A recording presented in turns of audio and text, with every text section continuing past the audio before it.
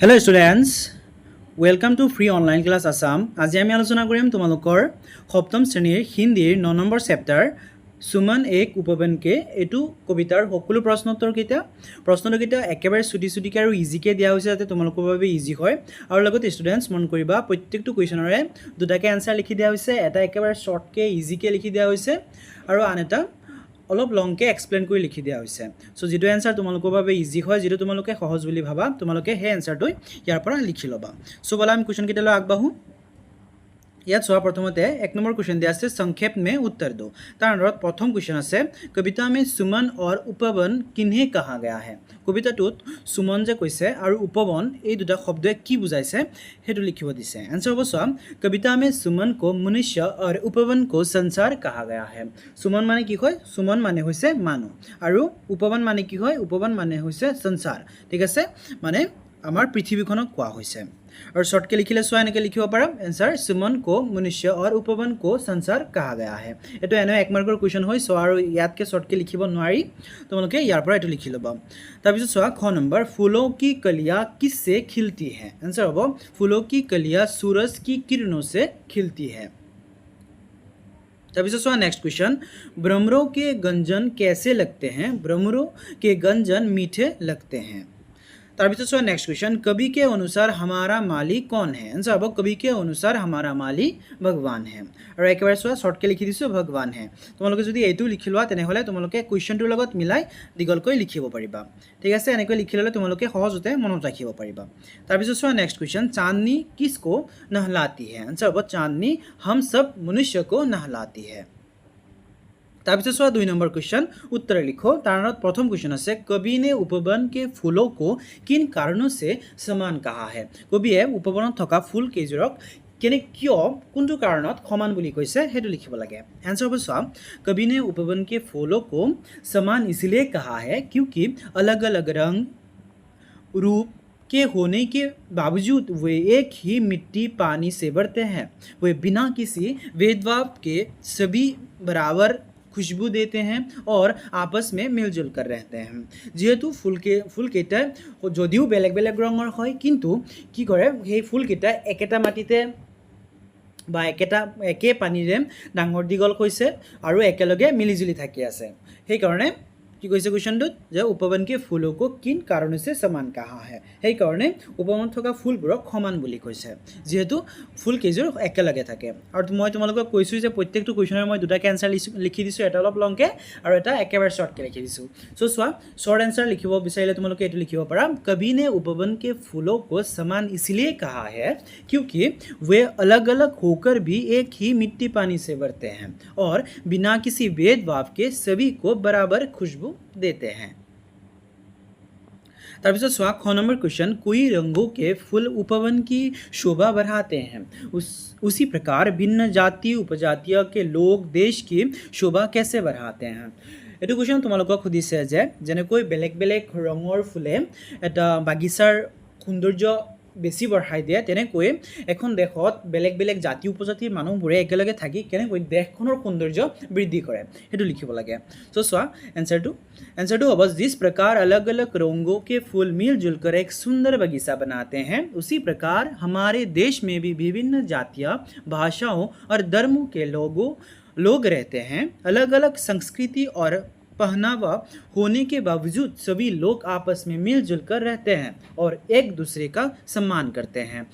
यही विविधता और आपसी एकता हमारे देश की शोभा बढ़ाती हैं। सो एन्सारটোত কৈছে যে যেনেকৈ বেলেগ বেলেগ ৰঙৰ ফুলে এখন বাগিচাক বহুত সুন্দৰ কৰি তোলে, ঠিক তেনেদৰে এখন দেশত বেলেগ বেলেগ ধৰ্মৰ মানুহ, বেলেগ বেলেগ জাতিৰ মানুহ, বেলেগ বেলেগ ধৰণৰ কাপোৰ পিন্ধে, তথাপিও বেলেগ বেলেগ ধৰণৰ ভাষা কয়, তথাপিও কি হয় চবেই একেলগে থাকে, এজনে আনজনক সন্মান কৰে, এজনে আনজনক সহায় কৰে, এনেকুৱা ধৰণে সকলোৱে মিলিজুলি থাকে। এনেকৈ দেশখনৰ সৌন্দৰ্যতা বাঢ়ি উঠে। ঠিক আছে, আৰু যদি তোমালোকে সেম কুৱেশ্যন শৰ্টকৈ লিখিব বিচাৰা তেনেহ'লে তোমালোকে এইটো এনচাৰ লিখিব পাৰা जिस प्रकार विभिन्न रंगों के फूल बगीचे को सजाते हैं उसी प्रकार अलग अलग लोग जातियों और धर्म के लोग आपस में मिलजुल कर और एक दूसरे का सम्मान करके देश की शोभा बढ़ाते हैं। তাৰপিছত চোৱা নেক্সট কুৱেশ্যন, প্ৰস্তুত কবিতা से हमें क्या सीख मिलती है। কবিতাটোৰ পৰা তোমালোকে কি শিক্ষা পাইছা সেইটো লিখিব লাগে। ভেৰি ভেৰি ইম্পৰ্টেণ্ট কুৱেশ্যন হয় এইটো, মাৰ্ক কৰি ৰাখিবা। এই কবিতাটোৰ পৰা আমি কি শিকিবলৈ পাইছোঁ, ভেৰি ইম্পৰ্টেণ্ট কুৱেশ্যন হয়। এনচাৰ হ'ব চোৱা, इस कविता से हमें यो सीख मिलती है कि हमें बिना किसी भेदभाव के आपस में मिलजुल कर रहना चाहिए। আমি কি কৰিব লাগে, কোনো ধৰণৰ আমাৰ মাজত কোনো ধৰণৰ भेदभाव নোহোৱা কৰি আমি সকলোৱে মিলিজুলি থাকিব লাগে। और एक साथ मिलकर अपने देश की प्रगति में योगदान देना चाहिए। আৰু আমি আমাৰ সকলোৱে একেলগে মিলি আমাৰ দেশৰ উন্নতিৰ হকে কাম কৰিব লাগে।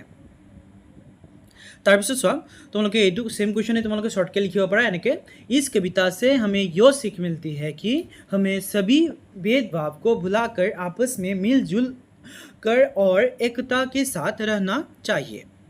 তাৰপিছত চোৱা 3 নম্বৰ क्वेश्चन, संसार के एक उपवन है और हम उनके फूल है, इस संदर्भ में अपना राय प्रस्तुत करो।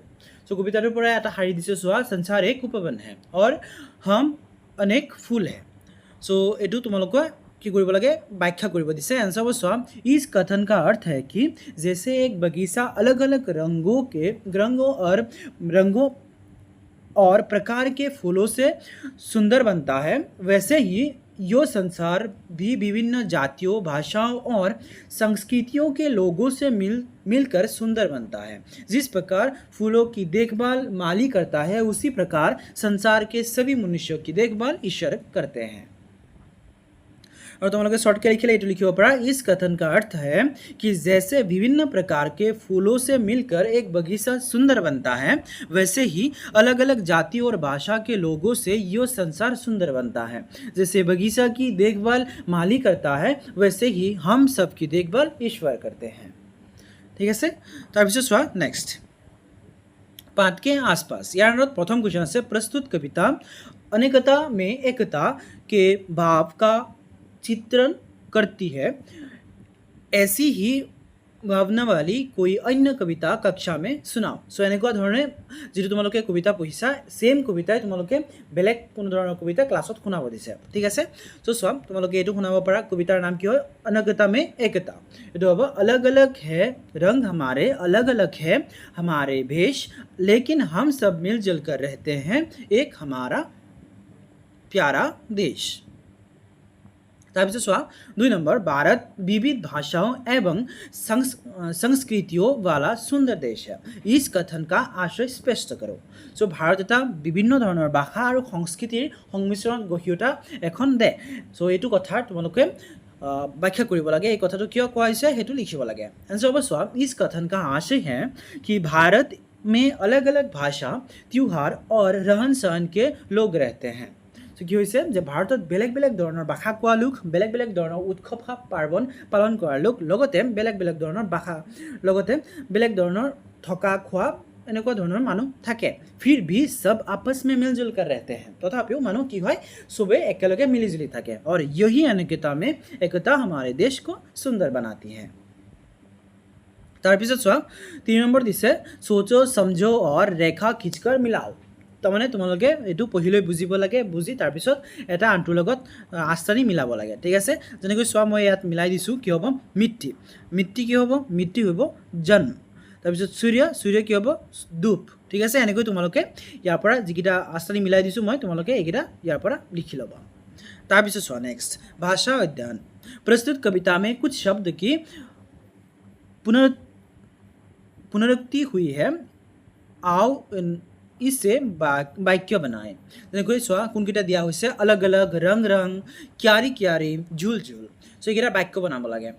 अलग अलग কি হ'ব চোৱা, अलग अलग একেবাৰে ইজি হয়, হ'ব राजू और शाम के लिए अपने पिताजी ने अलग अलग कमरा बनवाया है। তাৰপিছত रंग रंग, हमारे भारत देश में रंग रंग के रंग रूपी लोग पाए जाते हैं। তাৰপিছত क्यारी क्यारी, फूलों के बगीचे में क्यारी क्यारी करके फूलों को लगाया जाता है। তাৰপিছত झूल झूल, झूल में झूल झूल कर खेलने में बहुत मजा आता है। তাৰপিছত চোৱা 2 নম্বৰ क्वेश्चन, निम्नलिखित शब्द को शब्दकोश के क्रम से सजाओ। সো এইকেইটা সজাব লাগে তোমালোকক। সো এইকেইটা তোমালোকে ইয়াৰ পৰা এনচাৰটো লিখি ল'বা। প্ৰথমতে হ'ব উপবন, তাৰপিছত হ'ব কিৰণ, তাৰপিছত হ'ব খোষ্ণ, তাৰপিছত হ'ব গগন, তাৰপিছত হ'ব গুঞ্জন, তাৰপিছত হ'ব ডৰ, ধৰতি, ধূপ, পাৱন, শোভা, সুমন। ঠিক আছে, এইকেইটা তোমালোকে ইয়াৰ পৰা চিৰিয়েলি লিখি ল'বা। ঠিক আছে, তাৰপিছত যোৱা 3 নম্বৰ, पर्यायवाची शब्द को समार्थक शब्द अथवा समान अर्थ वाला शब्द भी कहते हैं। पर्यायवाची शब्द जो है ये की বুলি কোৱা হয় समानार्थक शब्द বা समान अर्थ शब्द भी कहते हैं। नीचे दिए गए शब्द को के दो पर्यायवाची शब्द लिखो। तो তলৰ পৰা যিকেইটা শব্দ দিয়া আছে এইকেইটাৰ দুটাকে কি কৰিব দিছে, সমান একে অৰ্থ বুজোৱা শব্দ লিখিব দিছে। যেনেকৈ চোৱা, ধৰতি কি হ'ব, পৃথিৱী, ভূমি। তাৰপিছত হ'ব সূৰজ কি হ'ব, সূৰ্য, দিনকৰ। তাৰপিছত চাঁদ কি হ'ব, চন্দ্रमा, ৰাকেশ। তাৰপিছত পৱন কি হ'ব, বাগিচা, উদ্যান। ঠিক আছে, এইকেইটা তোমালোকে ইয়াৰ পৰা ভালকৈ লিখি ল'বা। তাৰপিছত চোৱা নেক্সট 4 নম্বৰ, ক অংশৰ লগত খ অংশ মিলাব লাগে। চ' ক অংশৰ লগত মই খ অংশ মিলাই ইয়াৰ পৰা লিখি দিছোঁ, আৰু লগতে ইয়াতো ছাইডত মই লিখি দিছোঁ, তোমালোকে ইয়াৰ পৰাও লিখি ল'ব পাৰিবা। তাৰপিছত চোৱা 5 নম্বৰত দিয়া হৈছে মে আৰু পৰ এই দুটাৰ ব্যৱহাৰ কেনেকৈ হয় তাৰ বিষয়ে দিয়া হৈছে। চ' ইয়াত চোৱা, মেৰ ব্যৱহাৰ ক'ত হয়, अंदर होने का भाव हो तो तब में, और जब ऊपर होने का भाव हो तो पर চিহ্ন का प्रयोग किया जाता है। যেতিয়া নেকি ভিতৰত থকা বুজোৱা হয় তেতিয়া মে ব্যৱহাৰ কৰা হয়, আৰু যেতিয়া নেকি ওপৰত থকা বুজোৱা হয় তেতিয়া পৰ চিহ্ন ব্যৱহাৰ কৰা হয়। ঠিক আছে, চ' মে আৰু পৰ চিহ্ন ব্যৱহাৰ কৰি কেইটামান বাক্য বনাব লাগে। চোৱা, মে ব্যৱহাৰ কৰি কি বনাইছোঁ, প্ৰথমতে बक्से में मिठाई है, তাৰমানে বক্সৰ ভিতৰত মিঠাই আছে। তাৰপিছত চোৱা, मैं कक्षा में बैठा हूँ। তাৰপিছত হ'ব तालाब में मछली तैर रही है। তাৰপিছত হ'ব पर মানে কি হয়, पर মানে ওপৰত থকা বুজায়। मेज पर किताब रखी है, छत पर बंदर कूद रहा है। তাৰপিছত पेड़ पर सुंदर फूल खिले हैं। ঠিক আছে, এইকেইটা তোমালোকে ইয়াৰ পৰা ভালকৈ লিখি ল'বা। একেবাৰে ইজি বাক্য লিখি দিছোঁ, তোমালোকে এবাৰ লিখিলেই তোমালোকে দেখিলেই লিখিব পাৰিবা এক্সামত। তাৰপিছত চোৱা, যোগ্যতা বিস্তাৰ, ইয়াৰ আণ্ডাৰত 1 নম্বৰ আছে, अपने आसपास के किन्हीं 5 फूलों और उनके रंगों के नाम बताओ। आंसर होगा चोवा, हमारे आसपास कोई सुंदर फूल पाए जाते हैं, जैसे लाल या गुलाबी रंग का गुलाब, पीले और नारंगी रंग का गेंदा, सुंदर गुलाबी रंग का कमल, गहरे पीले रंग का सूरजमुखी और चटक लाल रंग का गुरहल। ঠিক আছে, এইকেইটা তোমালোকে ইয়াৰ পৰা লিখি ল'বা, আৰু যদি তোমালোকে পাৰা আৰু তোমালোকে বেলেগ ফুলৰ নামো লিখিব পাৰিবা। তাৰপিছত চোৱা 2 নম্বৰ, तुम लोग अपने जन्मदिन के अवसर पर किसी फूल का पैदा या कोई पेड़ लगाओ और उसकी देखभाल करो। চ' তোমালোকক এইটো কৈছে, সেইটোত কোনো কুৱেশ্যন সোধা নাই, তোমালোকক এটা কাম কৰিব দিছে। তোমালোকৰ নিজৰ জন্মদিনত এটা ফুল গছ লগাব দিছে বা যিকোনো এটা গছ লগাব দিছে। চ' এইকেইটা তোমালোকে লগাবা।